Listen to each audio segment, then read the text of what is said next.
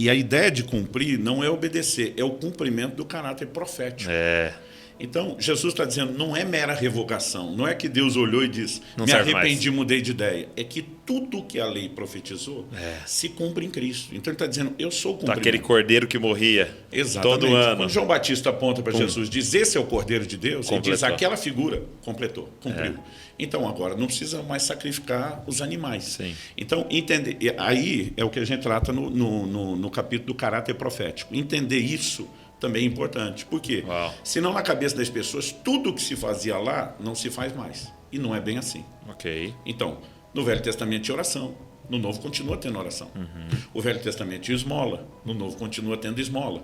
Então, se a pessoa ela simplesmente tentar pegar o pacote, que é o problema de alguns com o dízimo. A dízimo é da lei. Mas espera aí, como o Novo Testamento interpreta isso? O livro de Hebreus diz lá, né, falando a respeito da distinção entre o sacerdote, o sacerdócio levítico e o sacerdócio de Cristo, da ordem de Melquisedeque.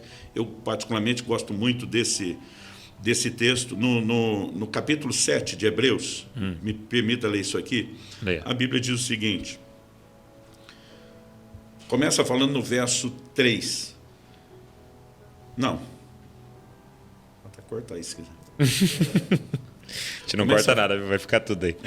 No livro de Hebreus, o capítulo 6 termina no último versículo 20, falando de Cristo, que é sacerdote segundo a ordem de Melquisedeque. O 7 começa dizendo, este Melquisedeque, rei de Salém, sacerdote do Deus Altíssimo, foi ao encontro de Abraão, quando esse voltava da matança dos reis e o abençoou. Foi para ele que Abraão separou o dízimo de tudo. Primeiramente, o nome dele significa rei de justiça, depois também é rei de Salém, ou seja, rei de paz, sem pai, sem mãe, sem genealogia. Ele não teve princípio de dias nem fim de existência, mas feito semelhante ao Filho de Deus, permanece sacerdote para sempre. Aí nós temos duas correntes teológicas. Uma diz que é uma teofania, aparição de Cristo, outra que é o tipo. Para mim é tipo. Feito semelhante, o próprio não é semelhante. Para ser semelhante tem que ser outro. Aí ele diz assim no 4, vejam como era grande esse Abraão, a quem o patriarca... Veja como era grande esse, a quem Abraão, o patriarca, pagou o dízimo tirado dos melhores despojos.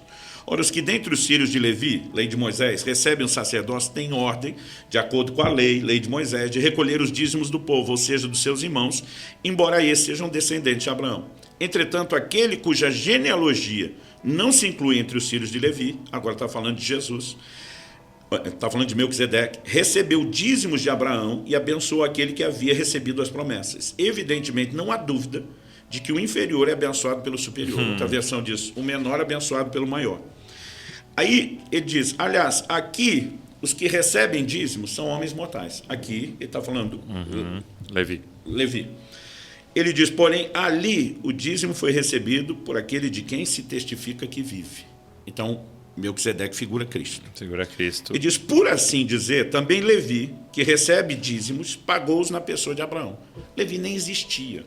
Aliás, algumas traduções, essa é uma tradução mais por equivalência, a Nova Almeida atualizada, as por literalidade, né, elas dizem o seguinte, quando a Bíblia está dizendo aqui que Levi pagou-os na pessoa de Abraão, gente, Levi não existia. Ele é bisneto de Abraão. Sim.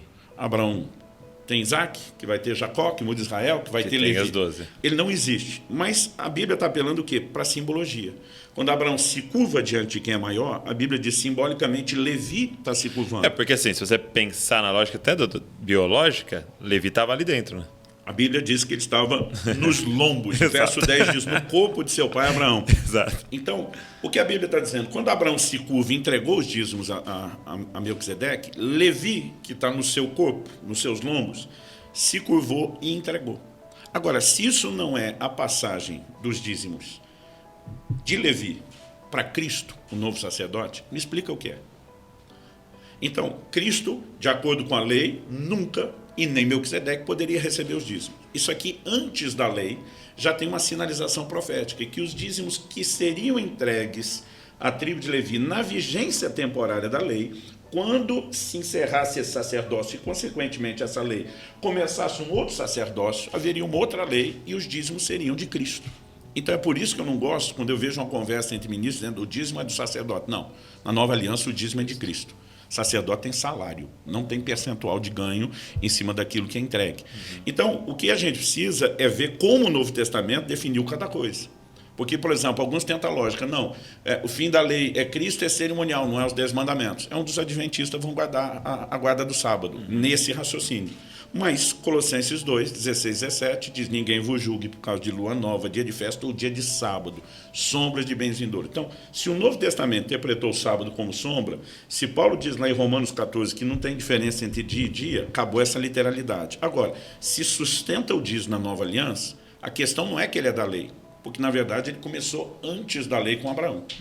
Mas também nós não podemos pegar só esse raciocínio. Então, tudo que é antes da lei continua, porque a circuncisão também é antes da lei com Abraão.